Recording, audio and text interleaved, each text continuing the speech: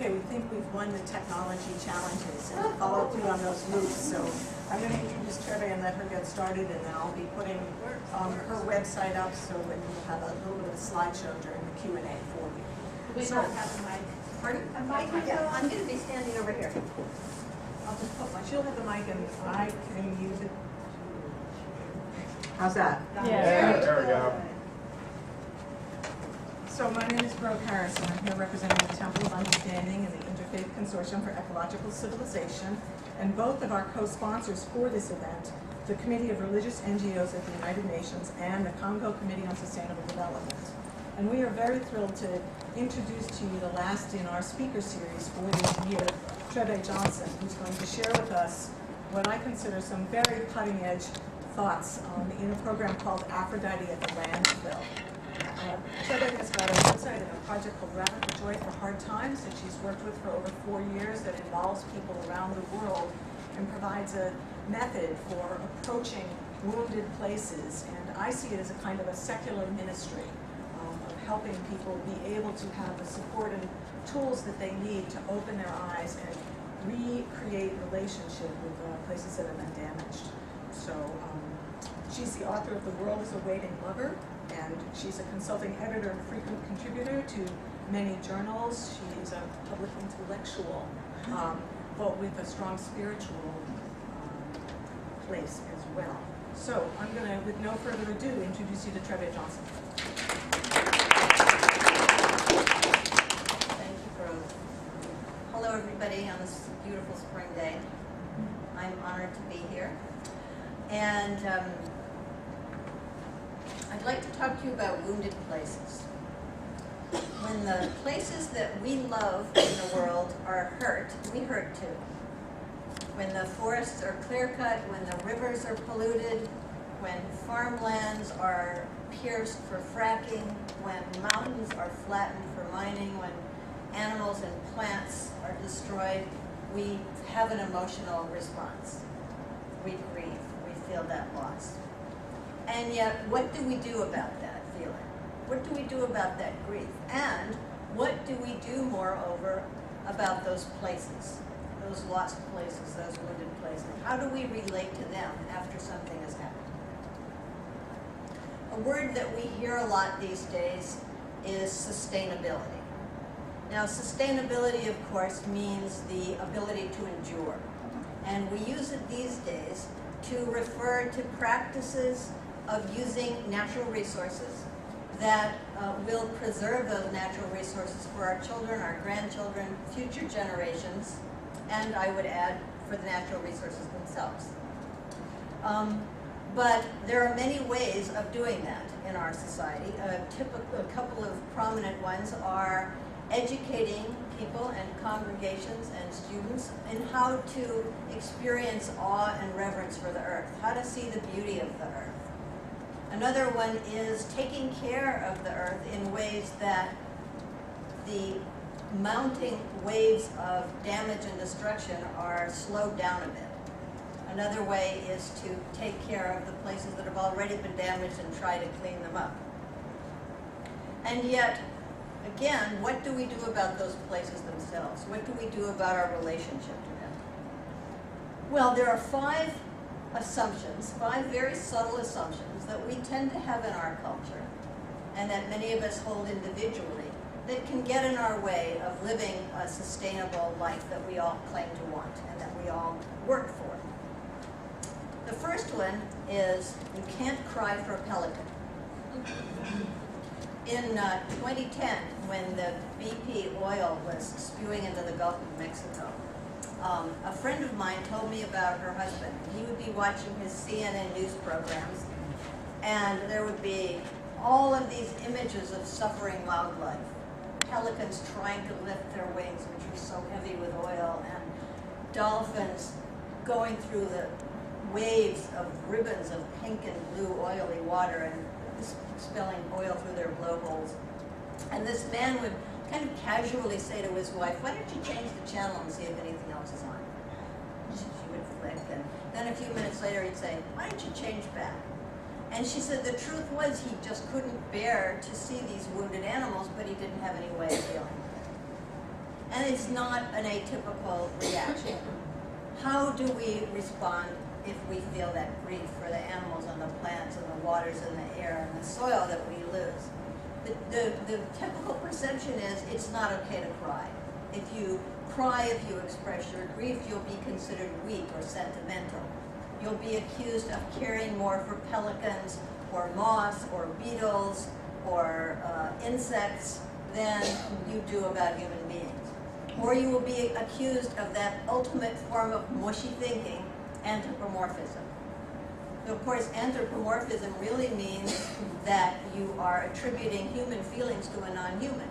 But the way we tend to think about it is that not even we ourselves are allowed to have feelings about these places and species that we're visiting. The second assumption is, it's bad, it's getting worse, it's our fault. Now this is, environmentalists and scientists, concerned people, are constantly trying to find a way to get people to pay attention to the attacks on the environment, to wake up and to take action. And one tactic that's pretty much used is what I call scare, blame, rally. 3 parts. You hear scientists and environmentalists talking this way, you hear it in interviews, you hear it in a lot of newspaper and magazine articles. So the first thing is you scare people. The ice is melting faster than we thought. The fish are dying. The forests are being cut down the size of Connecticut every day. In other words, things are really bad and they're getting worse, and it's this like a speeding train coming right at you. The second part is, after you scare people, you've got to let them know that they're responsible. And it's typically not done as in the third person, like they, it's typically done in the first person, we. We are responsible, we have overconsumed, we are greedy, we are using too much, we are throwing away too much, we are driving too much. So, in other words, take responsibility. We are doing this. And the third one is, and it's often just kind of stuck on at the end, rally. Here are some things you can do. Buy better light bulbs, drive less, write your congressperson, write the editor of the newspaper, get involved, send money. And it's by that time, when I'm in that place, like after Al Gore's wonderful movie, where it comes on with the credits with sort of jaunty music, you just feel like it's hopeless. I might as well just crawl in the hole and wait till it all ends, because I can't do anything about it. And the interesting thing is, of course, intelligent professional people use this tactic because they think it works. But in fact, there are studies that show that it doesn't necessarily work. It might change people's thinking about an issue, but it doesn't necessarily change their behavior. And in fact, a recent study at the University of California in Berkeley discovered that, in particular, for people who have a belief in a just world, this doesn't work. And that, of course, would include most religious people. The idea is, if you believe that there is a just world, if there is goodness and meaning in the world, if there is an overarching sense of significance and justice and goodness, then when you hear these scientific facts, you don't hear them as facts, you hear them as a direct attack on your belief. The third assumption is that place you loved has betrayed you. A friend of mine who is a native of Tucson talked to me, and there's another one right there, talked to me about how sad she feels because housing developments are creeping up into the mountains, where she used to hike ever since she was a kid. And she says she drives through Tucson now, and she tries to drive to these places where she would go on her hikes, and she feels betrayed by her city. She feels like it's let her down. It's not the same city anymore. There's a professor of environmental studies at Middlebury College named Adrian Ivakhiv, and he points out that places like this become taboo. They become off limits. Sometimes they're off limits physically, like if there's a toxic spill.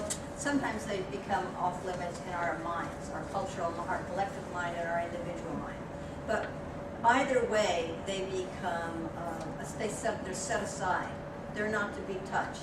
You don't go near them anymore. They're bad. And here is where something interesting happens. Here is where psychology meets biology. The entomologist, biologist, E.O. Wilson set forth a theory called biophilia about, in the And he says that human beings have an innately emotional affiliation with other natural organisms, with all of life. So biophilia.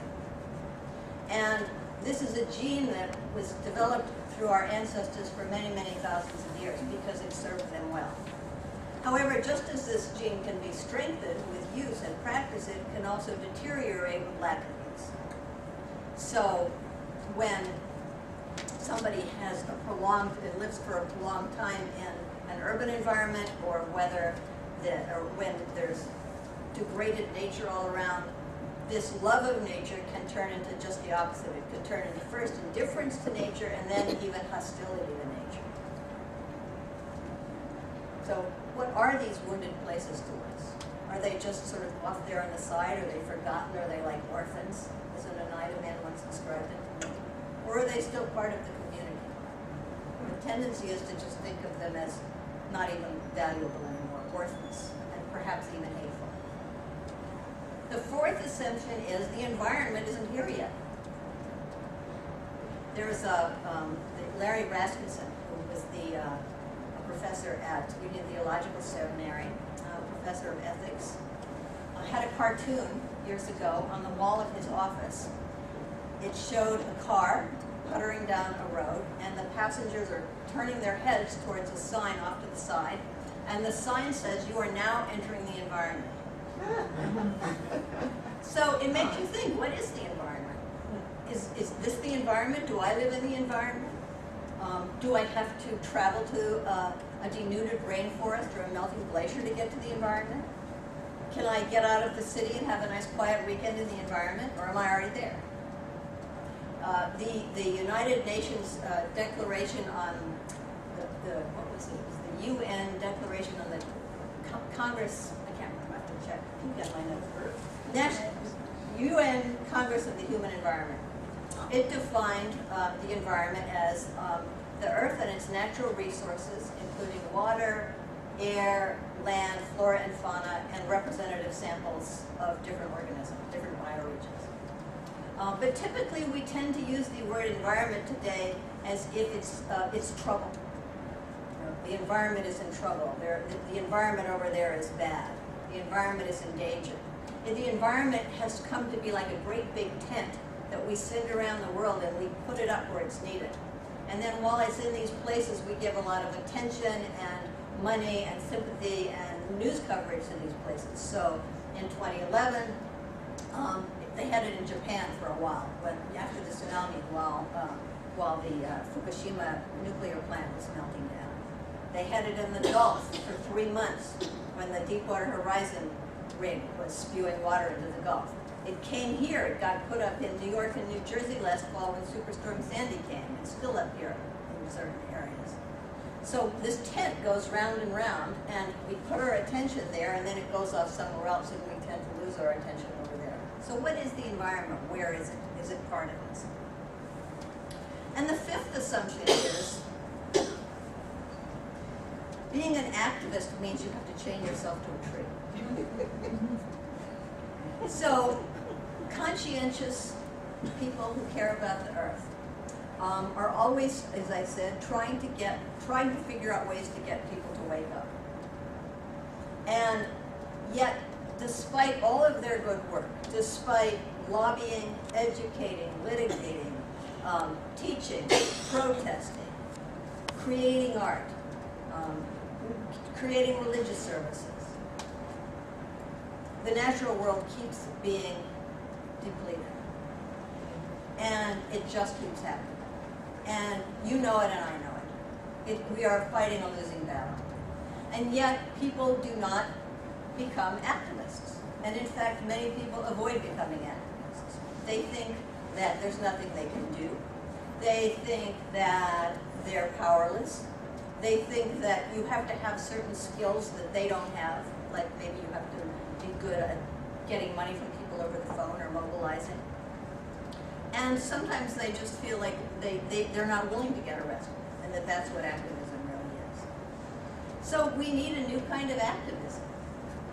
We need an activism that is going to be focused not just in the future, but in the present.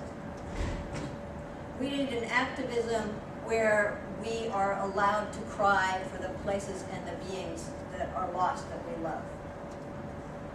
We need an activism that is handy, that you don't have to go to a meeting. You don't have to have rules, that you can do it whenever you need to, whether you're alone or with one friend or with a big group, something that's convenient. We need an activism that is not only useful, but beautiful and meaningful and even fun, even playful.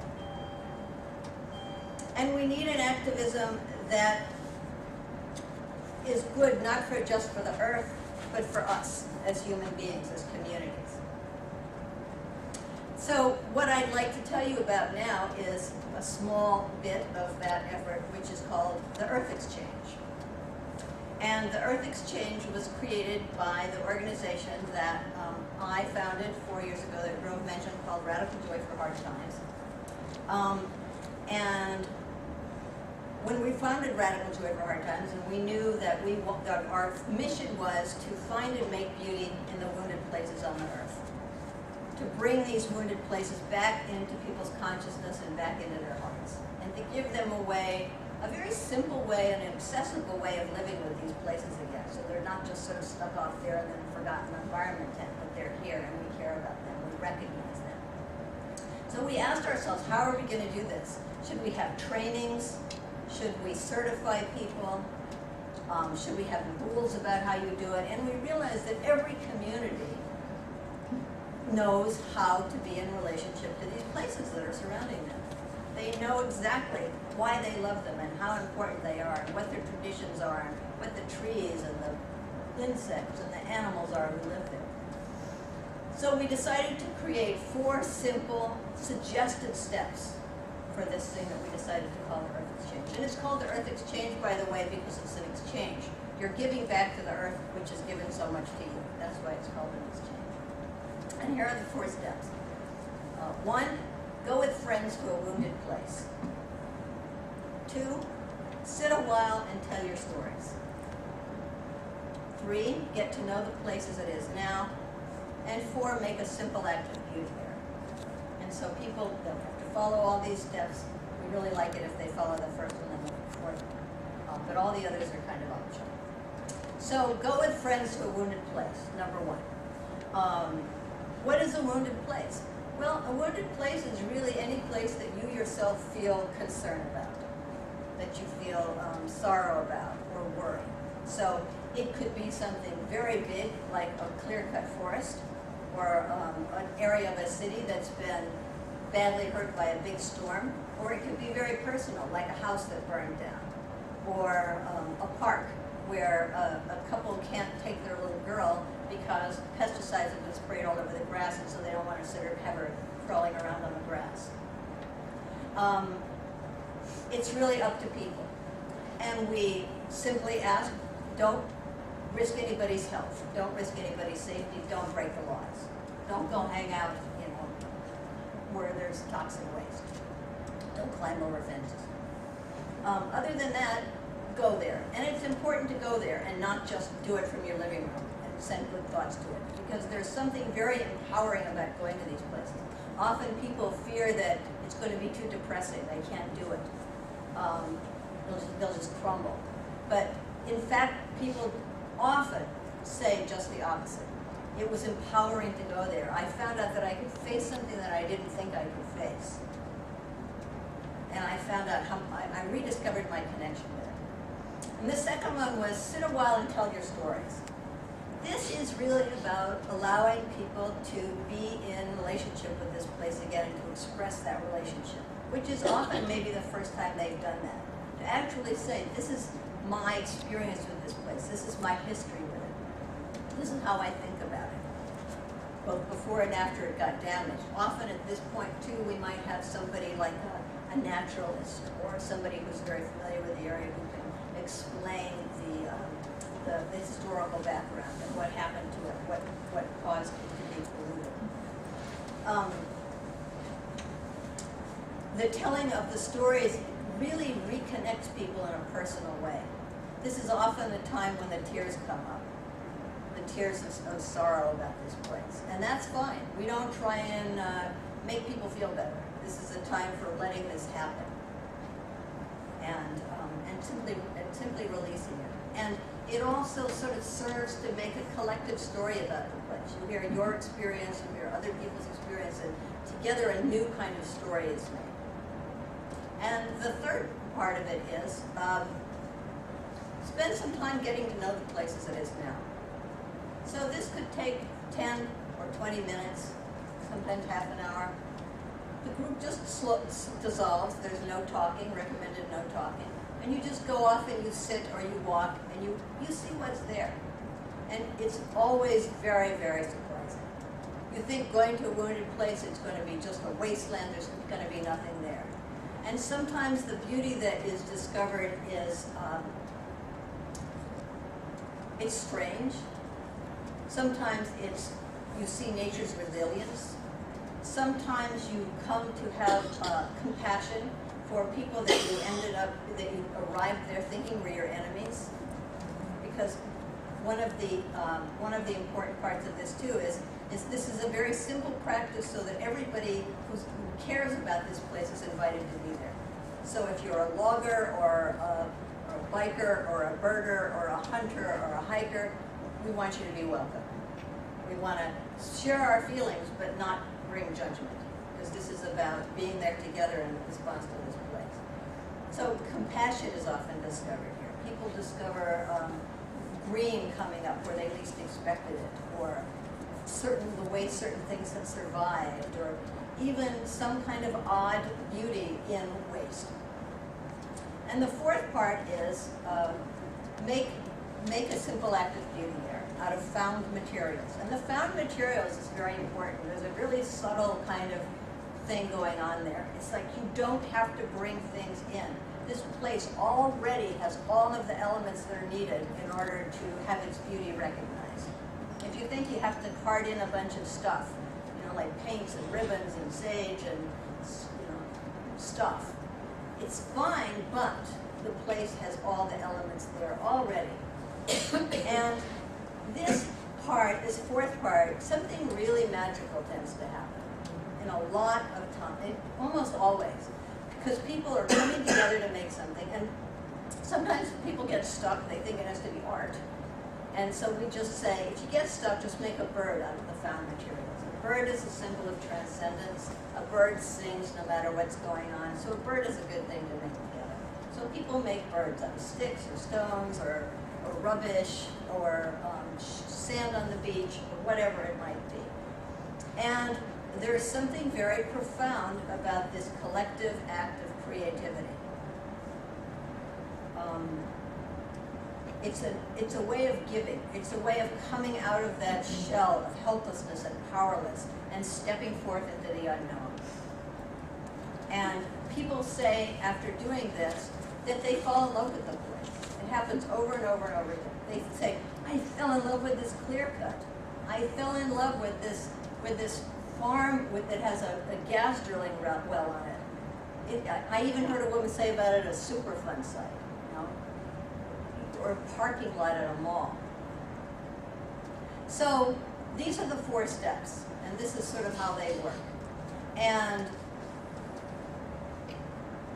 as you can see, I think that all 5 of those cultural subtle assumptions are challenged in this. So the environment is suddenly very personal. It's not off somewhere. It's right here and it's right now. And it's not the environment in a big abstract sense. It's your place, it's your nature, it's your community, and these are the people who care about it. It's a way of expressing feelings, having an emotional response, and that being allowed. It's a way of reconnecting with this place and acknowledging its importance to you. It's a way of doing something that is meaningful there, and beautiful, and fun, and simple, and that often seems to kind of like prime the pump and get people back into the belief that they can make a change after all, because this is such a simple change. This is such a simple way of getting involved. People regain a sense of intimacy with the place. And they realize that activism is not some big act or right away that necessarily involves chaining yourself to a tree or getting arrested or going to Washington, but it can be your own particular form of activism. And I'll give you an example of how this first came about. In 2001, after September 11th, some friends and I did a ceremony in Battery Park, a couple of months after the World Trade Center fall fell. And towards the end of it, I invited people to make a commitment to bring an act of beauty into the city within 1 week. And they were in little groups, and they got together in their little groups, and they talked about what this might be, and then some of them was shared what it might be. And then others followed through by letting us know. So one man said he was going to bake lasagna, and he was going to take it to his local fire department, where they've lost several fires in the towers. And a woman had written a poem about the city, and she went around and she put her poem on lampposts all over the place. And another woman went to the department where they were taking the pets of people who had been killed, and she adopted a couple of dogs.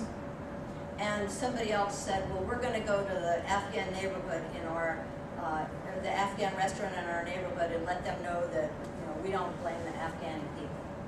So it was like this way of people feeling like they weren't, they didn't have to submit to this horrible act. They could contribute. They could give a gift back to the city that they love and that's given so much to them. They could give beauty, they could give meaning, and they could do this knowing that other people all over were doing it at the same time.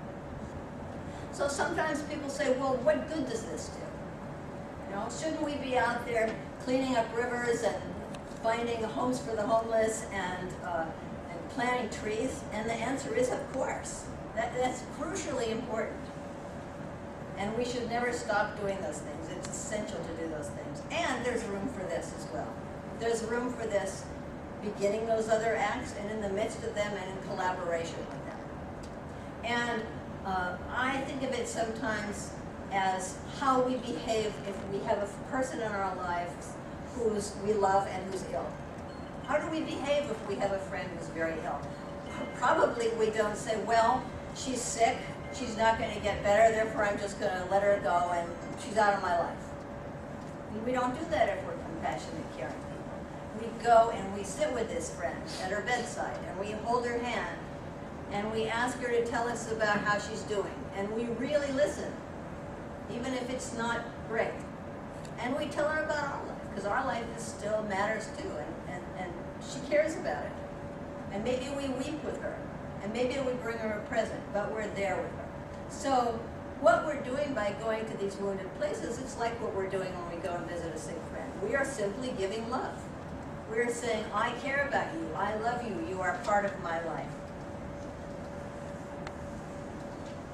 And we are giving a gift. We were talking about this just on our way to lunch today. It's very empowering to give a gift, especially when you find yourself giving a gift in a way that you're not usually giving. You're not accustomed to giving. This is not a gift about my gift is better than yours, because everybody creates this gift together. Old and young, able and disabled, everybody creates the bird or whatever, the altar, the song, the dance, whatever it ends up being, everybody does it together. It's a collaborative process. It's not about, I need to get something back, because this gift is in honor of what we've already received. We have received abundantly from the land and the air and the water and the animals. We have received beauty, we've received sustenance, we receive spirit, we receive a sense of ourself, we receive a sense of place. Our memories are embedded in the place where we live, and the place where we live is embedded in our memories. So this is a very, very deep and profound gift. And when we give back this gift, we are affirming that this place is meaningful to us. And we have one day in the year, this year it's going to be June 22nd, it's called the Global Earth Exchange. And on this particular day, people all over the world go to wounded places to make beauty. And it's been really wonderful to see how different cultures and different groups have adapted the this is the 4th year when it's going to happen. And for example, we've had a group in Japan, a coaching class, make little origami birds in honor of the people who were hurt in the tsunami. And we've had a group of farmers in Bali who plant trees on a deforested hillside, and then they have one of their traditional Hindu ceremonies. There has been a group that has done work in San Antonio where a spring flows into another creek that flows into a river that flows into the Gulf of Mexico. There was a ceremony in Colombia last year where they sent prayers down the river so that all of the agricultural lands could be blessed by these prayers as the water went down the river. And so people have just responded to this in their own individual ways. And it's very meaningful to them to know that all around the world on this one particular day, people are seeing the sacredness of the earth, and they are giving back. And they are, through this giving, becoming empowered, no longer feeling that they are a victim of what's going on, but knowing that they are capable of transforming that which they previously might have thought couldn't be transformed. And in the process, they create compassion, they create beauty, they create meaning, they come together as a group, and something exists that never existed before. So it's really very simple. It's just about acknowledging the wounded places in our midst and seeing them as places that might have been orphaned or set aside, but really they're just as much a part of our hearts as they ever were. So with that, I thank you.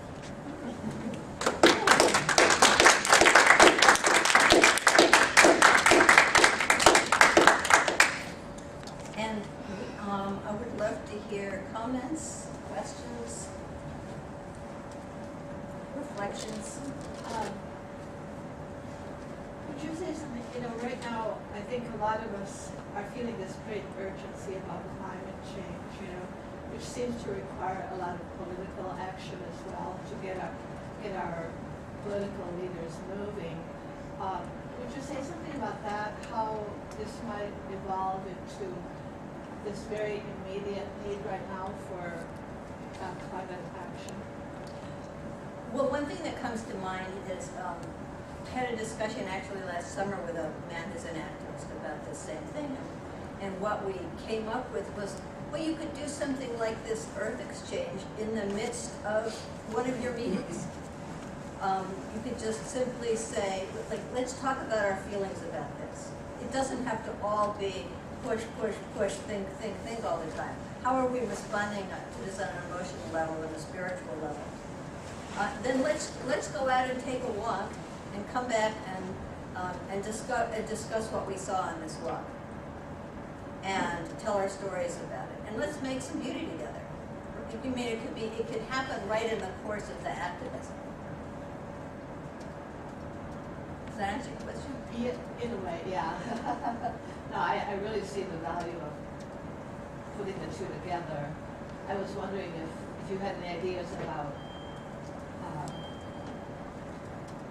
other, specifically, for example, how, if we wanted to connect with an organization like 350.org, actually they do some of these very imaginative things too, don't they? Creating beauty through symbol, the symbols for 350.org and so forth. Yeah, I mean, it could be in relationship to a certain place. I mean, I know in the first 350.org, they had people going to sort of representative places all over the world and holding up the 350 sign. Of course, climate change is harder to see in many ways than a denuded forest or a polluted river. But it's a great question and it's an important question. So I would love to know if you continue to think about it, that you would let me know. Maybe we can exchange numbers because it's going to come up more and more often. I have two things. Is this your website, globalEarthExchange.com or .org? Is it, do you have a website? Yes, it's Radical Joy for Hard Times. Oh, okay. .org. .org, okay. I have brochures in this. later on. In answer to combining the concerns about the climate issue and this process, if it were possible, it might be good to take people who don't quite understand the urgency of the issue. You know what I mean? To reach out to those who might be open but may not quite understand it, so that it becomes a form of education, but not in a formal sense, just simply through the sharing of this process. It might be a way of building on the activism that's necessary to bring this about. So if we can reach out to those who are not already part of it, that might help out.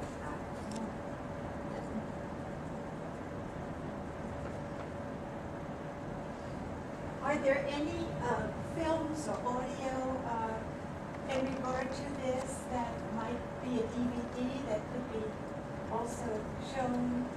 Not yet. Yeah. Not yet, we're kind of working on that. If you want to find I slides, do, where are those slides okay, right now? you gotta go up to where it says Earth Exchanges at the top of the menu bar. Yeah. Earth Exchange sharing, well, the Earth Exchanges. And then you go to previous Earth Exchanges, and then you go 2012 Earth Exchange, and it's a slideshow. Should we turn the lights out? Yes, let's do Yeah. that, that would be fantastic.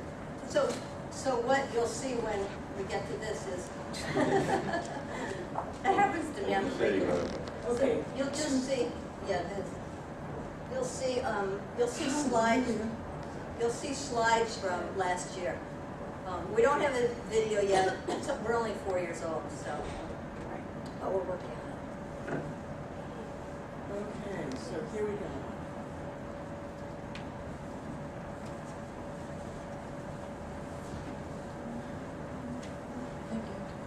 And actually, that Sarajevo picture is an example of how this can really be adapted for a lot of ways, because there's a woman from Northern Ireland who works with women in Sarajevo who survived the Bosnian War, you know, the worst of the worst. And they were in that slide of them. They went and scattered rose petals in Pigeon Square in Sarajevo and sat there all day, and their sign says something like, you know, the earth is beautiful. So there was a woman in Tel Aviv who did the Global Earth Exchange 2 years ago at a big hospital in Tel Aviv called Tel Hashemer, where there are people who have had bone transplants and they're not allowed to have any form of nature in their rooms because their immune systems might be compromised. So she created little mobiles up on the roof of the hospital and dangled them down outside the windows of the patients and tied them so they have these little fanciful things outside their windows. So it's really flexible. Other questions as you're looking at these? Yeah, Joan. Trebbe, thank you very much. This is a very new approach to our passion. I think you mentioned that there are people all over the world making these gifts. Can I ask, how did you spread this? How did you get it communicated? Well, I'll just say last year it happened in 18 countries and on all 7 continents. And I am just stubborn and tenacious. So, and I have a vision. So I'm in John Larry. that's kind of how it happened. A lot of personal contact. Yeah. And you ask people to organize something in a different country? Yeah. And also we say one of our mottos is that it's an earth exchange, even if it's just you and a friend, or even if it's just you and the earth. Yeah. So some people say, I'm not an organizer, I can't do this. So we say, okay, just go. So you'll see a lot of things where people are alone, and they just go out and do something alone.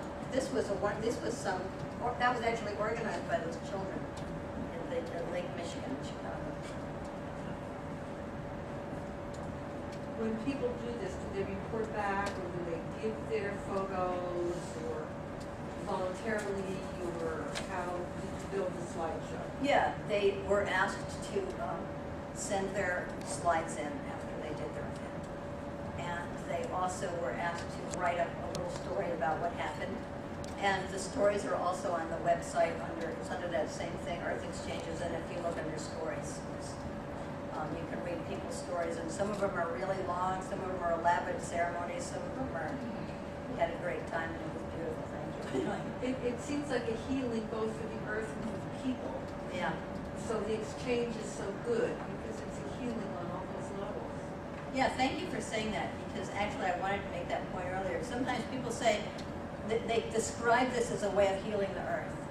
And we say, no, it really isn't. We don't claim to be able to heal the earth. What this does is heal the relationship between people and the earth. And that it really, really does. Linda, thank you very much. I think it's a wonderful approach. And it becomes quite difficult, I think, to motivate people to a negative or by negative information or experience. Not that we don't have to see some of that, but by appealing to another level of person. And essentially what I hear you saying is you're helping to make us, keep us awake to the fact that we are Earth. It's not separate. And on some level, we know that. We already know that. You're sort of giving almost the freedom for that to come out. So I like what you very much, and thank you. And I have to tell you, you've given me encouragement to go and visit the shrine down at 9/11. I haven't been able to bring myself to go back to that. Good. So thank you. Wonderful. Thank you so much. I think your emphasis on love is something we need to hear more often, because I think it's an energy. We're talking a lot about energy in the environment, but the energy of love is often overlooked. And I think this helps us to be in touch with that in each person. So I appreciate that approach. Thanks. Yeah, it really is about that. And it's about the pain that we feel when what we love is lost.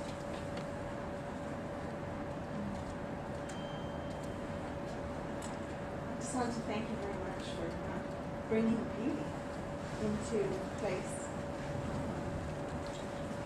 We don't often talk about beauty here at the United Nations. So we would like to see the contrast of beauty, chaos, and the healing relationship between people that forms any kind of environment. And I thought maybe you could speak a little bit to what you know of the Balinese civilization and their connection to the earth. Oh, as a matter of fact, I fell in love with Bali about 10 years ago, and I take a small group there every year. You must be Georgia. My new Facebook friend. And the thing that is beautiful about Bali is that the spirit and culture and art are, and community are all very much intertwined. And one of the things that they do there, which I think is really significant, is they make offerings every day in little baskets of various kinds of offerings. And but not only are the offerings made to the gods, and Bali is the only Hindu island in Indonesia, as probably you all know. But they also make offerings for the like the dark forces, and they throw them on the ground, because you have to treat the dark forces differently than you treat the gods. So you don't carefully place them. It's like, there you go. And dogs eat them, and chickens eat them, and people step in them. But you have to feed the negative forces as well as the positive forces. So in a way, it's like I know most about the Navajo people here in the U.S., but other native groups, I'm sure it's the same. But it's not necessarily so much about good and evil, it's about maintaining the balance and recognizing that all of these forces are there. And there's a Balinese man whose picture is in this, who's really, really interested in this, and he just feels like he there's another aspect about Bali that he told me about last year, and that was that in his village temple, they do a ceremony about once every generation. It has a really long name, and I'm not going to be able to know what it was. But they acknowledge that since the previous ceremony, things have gone wrong. Sometimes they're acts of nature, sometimes it's illness, sometimes it's unseen forces, but things go wrong. And you have to reestablish the connection between people in this place. So there's a whole ceremony about restoring the balance and, as he puts it, reanimating the place. So there's a lot, and I just learned about this last year. I was so thrilled because there's a lot of similarities on this.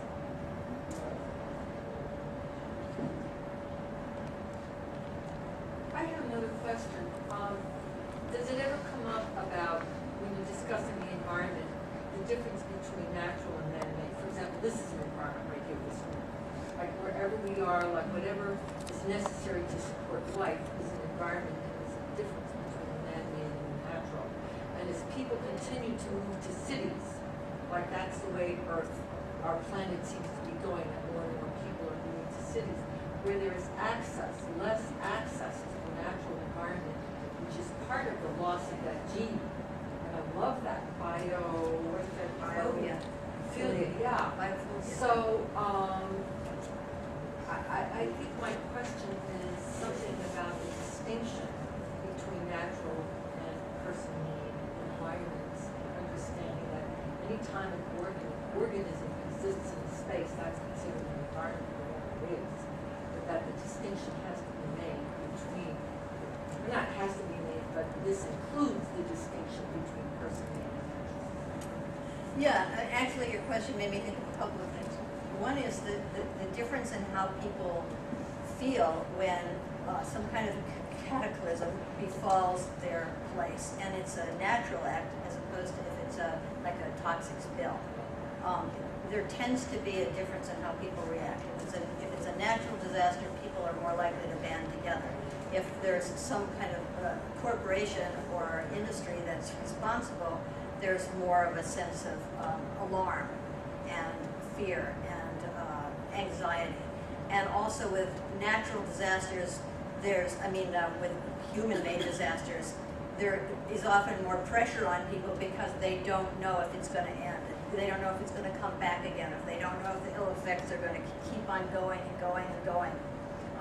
So it starts off with those differences. And then when we started Radical Joy for Hard Times, we had in mind that it was going to be about the natural world. But then it's kind of evolved into these things like people going to places like the hospital. Or there's a picture in the slideshow of a woman who decided to do it in her house. And there was a young woman in Boulder. She and her partner had bought a house that where there had been a meth lab there previously, and so they did the global earth exchange for their house. So my sense is that it's really appropriate anywhere. And in fact, the title "Radical Joy for Hard Times," I think it sort of gives that permission that it can be about anything. Thank you. Yeah.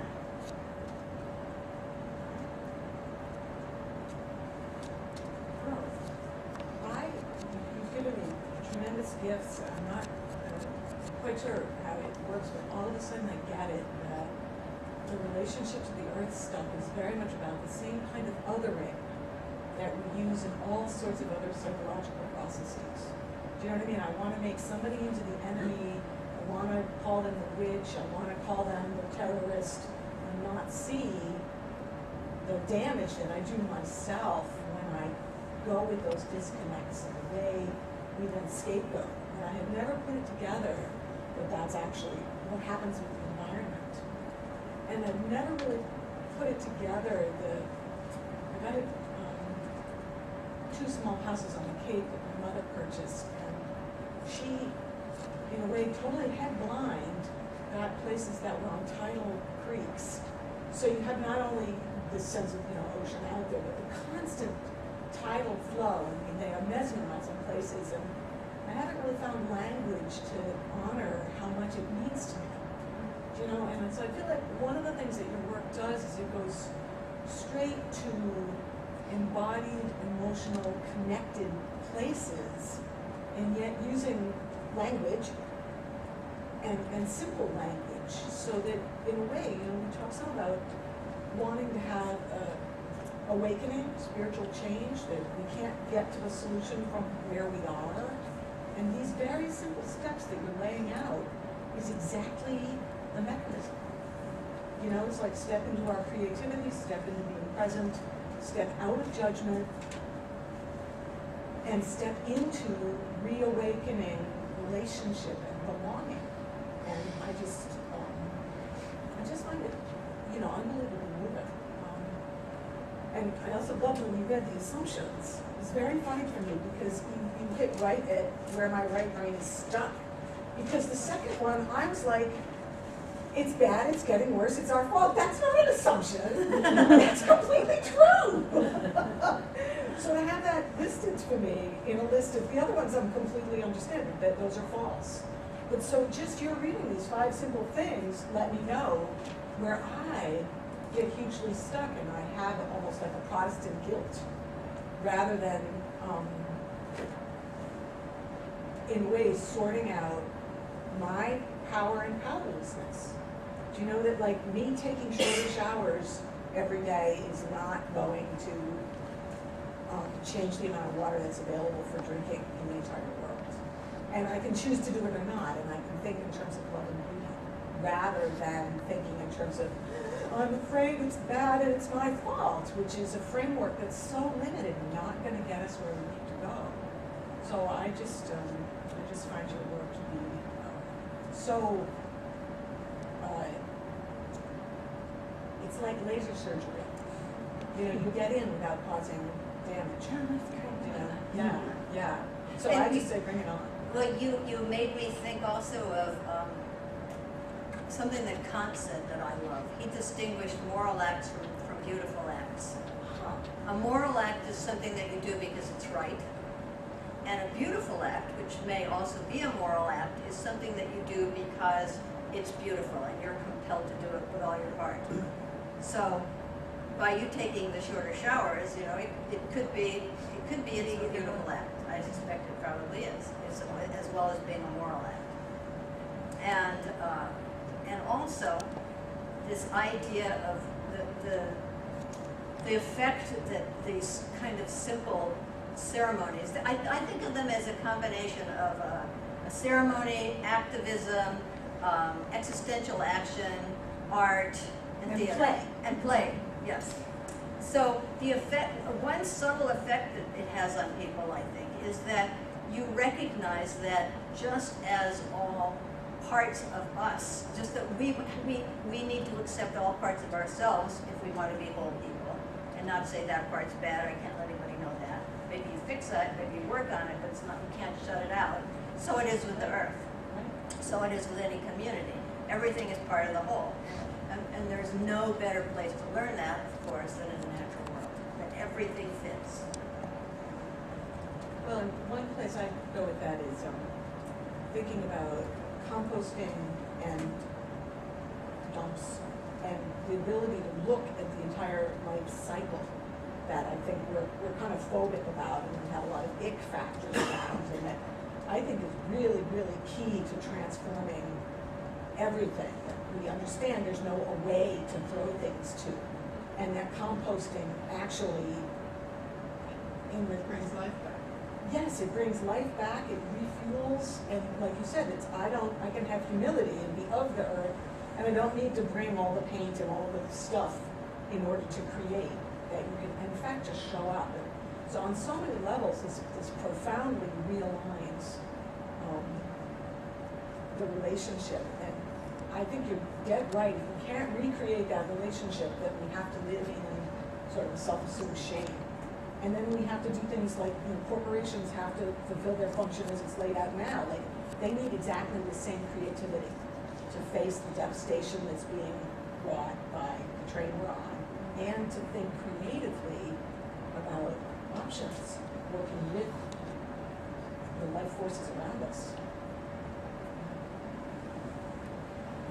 In that same connection, have you heard any stories from people engaging in this of approaching, let's say, the fossil fuel corporations and to help make them cry for what's happening? Well, we tried that in 2010. We did a program called Gulf Coast Rising for the Gulf Coast in October. And we got people from Houma, Louisiana to Destin, Florida to do acts of beauty and generosity for one another on one particular day, October 30th. And there was one man who was trying to get BP and some of the other oil companies to get involved. He was talking to them, but nothing came of it. But it is definitely something that we are talking about and that we want to do. But it hasn't happened yet. You asked very forward questions. You like futuristic questions. I appreciate that. Can I just add on that point that our last speaker was Ian Dunlop, who's worked for 30 years as an executive in the oil industry, and I was speaking with him on this same subject about how to possibly access those who are really in power in that industry. And he actually, his response was to talk to me about the work of women. I can't remember whether it was like post-World War II, some kind of the way that women have impacted a lot of situations that seem deadlocked, and that there are ways to get in and around and influence those in the most power. So it'd be very lovely to put your work in touch with his work and see what might be fomented. Ian Dunlop was our last speaker in the series In Australia. Yeah. Yes, Joe? Your gross comments about composting started me thinking about the nature of the gift. And, we're very interested in cradle to cradle, things that are biodegradable or do not die. And if we can be creative about the gift in thinking of ways to use what would otherwise would be thrown away, I think that would speak to me about a very valuable gift, something that would, is that too petty? No, not at all. I just read that book of McDonough, and I can't remember the other man's name. It's great. And how he was talking about wanting to make a nutritious chair. Uh-huh. A chair that was that had such good materials that it would be good to eat. Yes. If you were a planter of the soil. So, yeah, I think there's all We can kinds of bring that chair applications. as a gift into the forest. Yeah, yeah.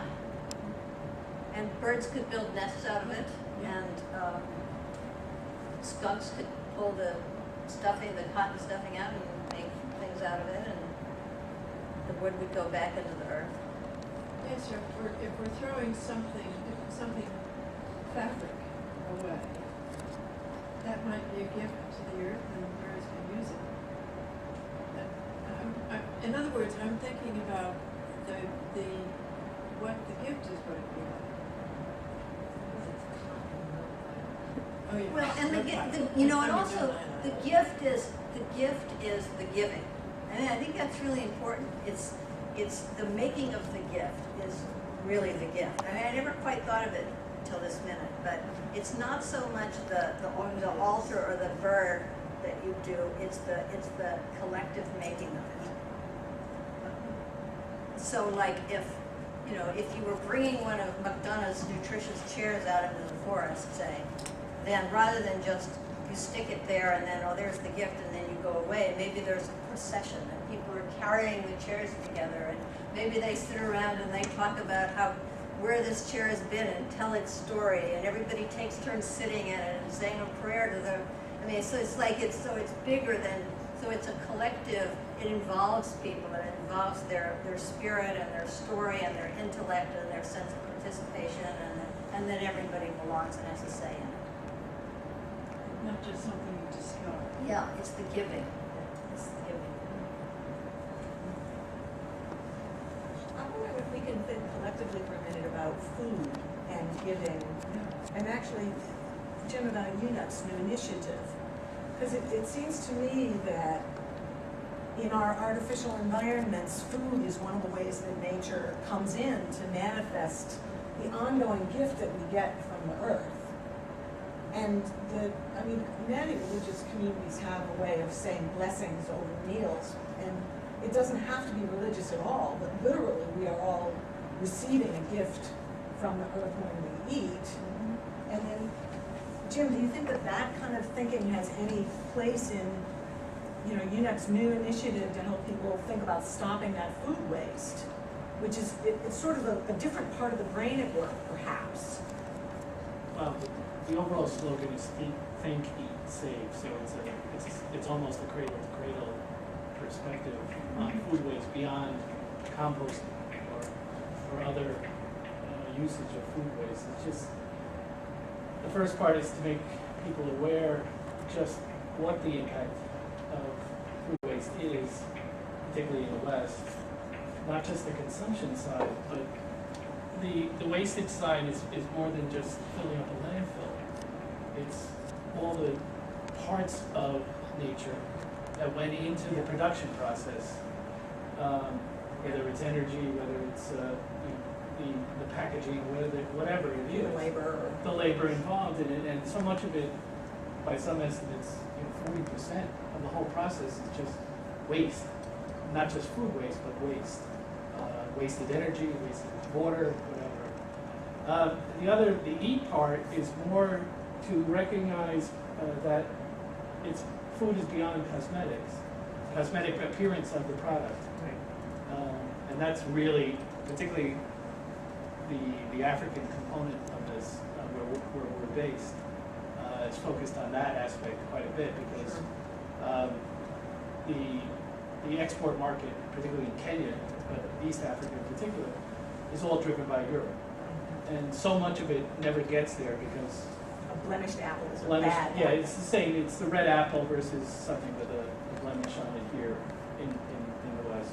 And the safe part is almost like what John was saying about the chair, that it has to go back into the cycle of life in some fashion. So yeah, I see a lot of linkages to this, or whether you were talking about water saving and the like, through rainwater harvesting or whatever.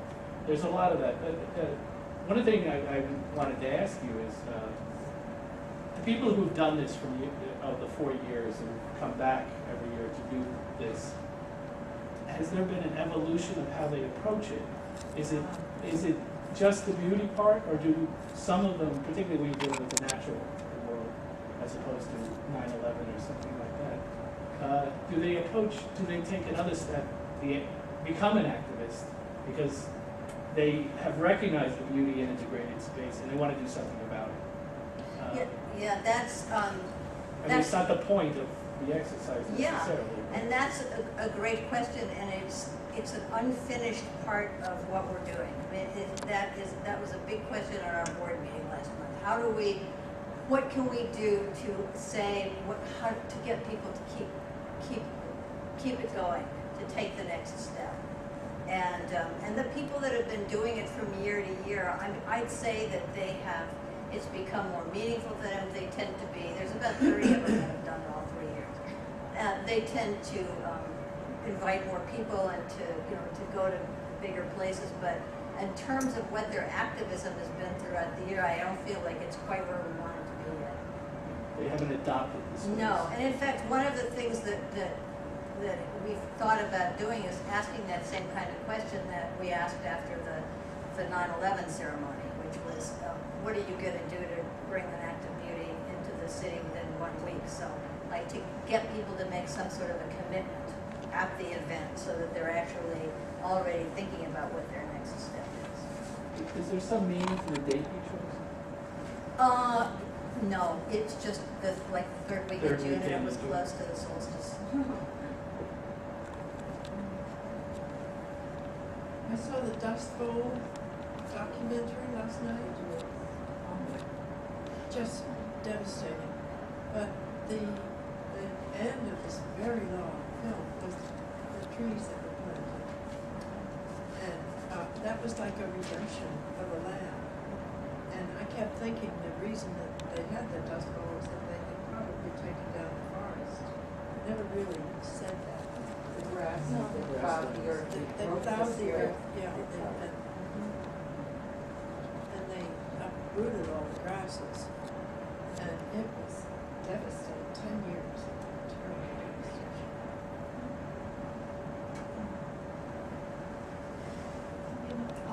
That further step into more political action seems to be so difficult. I know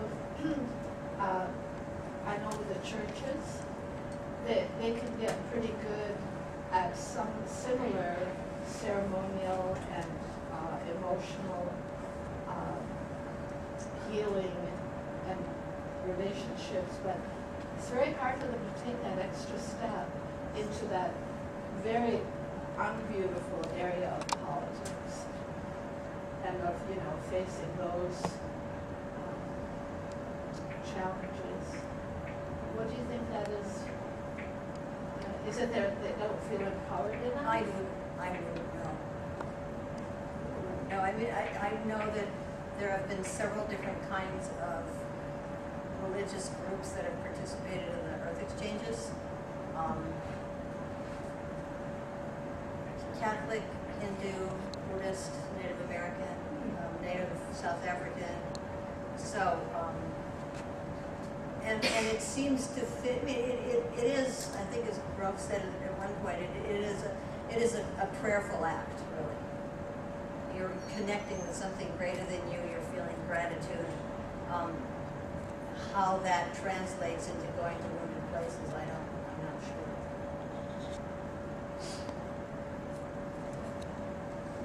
Judy, we're talking, in the first part you talked about a gentleman who couldn't withstand watching TV images on damaged lands. And I'm just wondering whether, of any of the people who have participated in this, are some of them people for whom it's a doorway, that they couldn't access this and now they can? Yes, very much so. Yeah, people are often really nervous about doing it, and then they do it and they feel very empowered. And I keep thinking of it from your question. When I go to a Unitarian Universalist congregation in Binghamton, New York, and it borders a parking lot. And I arrived one Sunday, and there used to be like a whole row of white pines that separated the church's land from the parking lot of the church, and they were all gone. Oh, yeah. And that day, we were going to have what we call a green sanctuary meeting, which is about bringing nature into making the church more environmentally sound and bringing nature into the services, etc. And I said, let's go outside and have the meeting in the trees. And it was everybody just ignored it. And I said it again, let's go outside and sit in the trees, sit in the tree stumps and do it. And it was like, when you're in 8th grade and you say something that's really uncool and everybody just ignores you. It was like that kind of thing. I was like, oh dear. But still it was that reaction of like, well, that's just too strange. And afterwards, 3 of us actually did go out and sit in the trees. But maybe it's, I don't know. Maybe it's just, you have to start with some kind of a little seed and then or a little drop of water, and then it gets bigger, and you can't just plunk it into the wrong place at the wrong time, or the wrong place at the right time.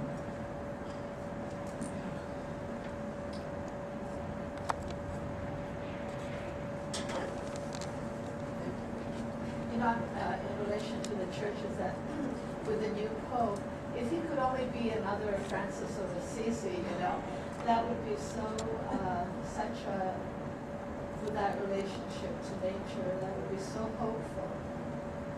Maybe, I don't know. Yeah, I think a lot of people are hoping that. Move him off of the nuns. What? Move him off of the nuns.